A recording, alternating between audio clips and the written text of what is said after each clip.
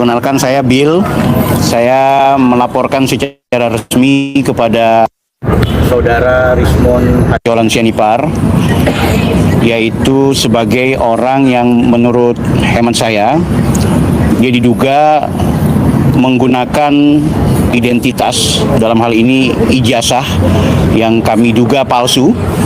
Dan ini berangkat dari analisa penelusuran saya secara pribadi dan juga beberapa kawan yang menilai bahwa Saudara RHS ini sudah menggunakan sertifikat atau ijazah yang kami duga sekali lagi itu palsu. Dan saya memang sudah memantau sejak tahun lalu, namun baru saat ini bisa kita laporkan, mengingat yang dilakukan oleh terlapor sudah begitu masif ketika kemudian tampil di ruang publik. Jadi kami menganggap bahwa ketika beliau juga koar-koar soal ada orang yang memiliki ijazah palsu, ketika beliau dengan percaya diri mengatakan bahwa ada orang yang tidak benar melakukan penyetaraan ijazah dari luar negeri, ternyata kita juga hari ini dikagetkan atau semacam kami merasa tertipu bahwa orang ini justru adalah pelaku yang kami duga memalsukan ijazah dan sekaligus tidak pernah melakukan penyetaraan ijazah luar negerinya, karena beliau mengaku sebagai lulusan luar negeri Yamaguchi, Jepang.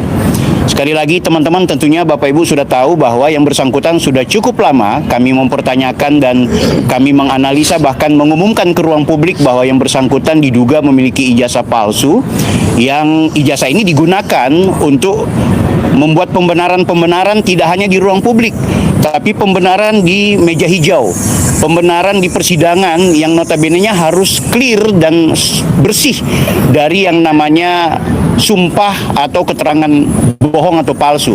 Apalagi orang yang mengatasnamakan sebagai ahli atau pakar, tapi ternyata identitas akademiknya bermasalah. Ini pesan kami adalah pesan moral sebenarnya, dan setidaknya saya secara pribadi sudah menunaikan tugas sebagai bagian dari keluarga besar YouTuber terhadap teman-teman subscriber yang selama ini mempertanyakan kenapa kok nggak dilaporin orang ini gitu. Akhirnya kita sudah berada di satu puncak klimaks.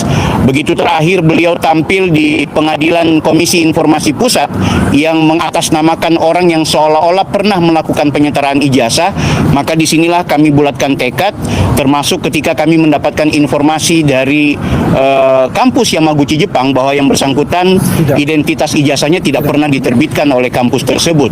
Tentu banyak fakta dan bukti-bukti yang nanti akan kita bongkar di saat proses penyidikan lebih jauh, dan saat ini kami bersyukur kepolisian akhirnya menerima laporan kami. Biasanya cuma sekedar konsultasi dan audiensi. Tadi kami melihat nampaknya diskusi dan juga arahan, termasuk juga apa yang kita konsultasikan, justru mengkerucut bahwa ini memenuhi unsur untuk kemudian kita laporkan sebagai potensi tindak pidana pemalsuan dokumen, terutama pemalsuan ijazah.